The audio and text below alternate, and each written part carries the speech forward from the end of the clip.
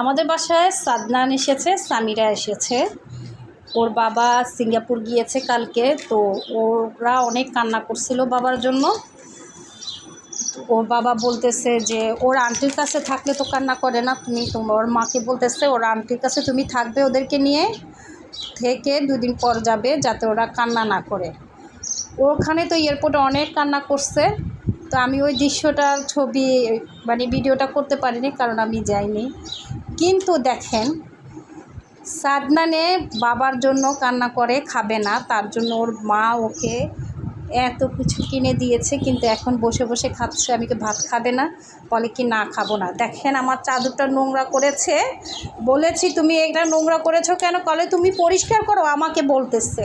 দেখেন, এটা হলো সামিরার আর সাদনানের কাজ। সামিরা শান্ত আছে মাশাআল্লাহ, আপনাদের দোয়া।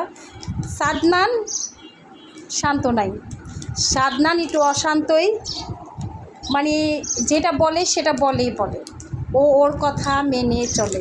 এই তুমি কি করতেছো? হ্যাঁ, এগুলো কি করতেছো বলো, নোংরা করতেছো কেন?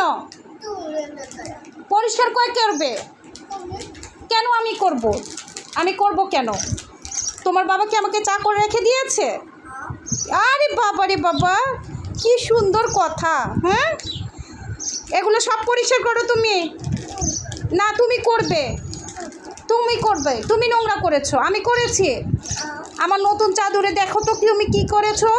হ্যাঁ, নোংরা কে করেছে? নোংরা তুমি। আমি করেছি? খেয়েছি কে? আমি খেয়েছি না তুমি খেয়েছো?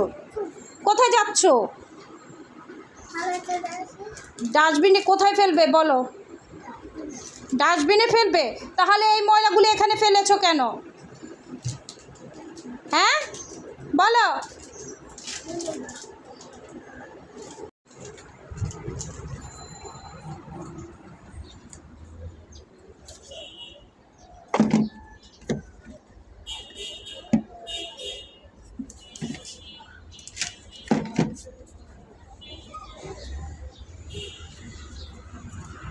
হ্যাঁ, এই তুমি কোথায় যাচ্ছ?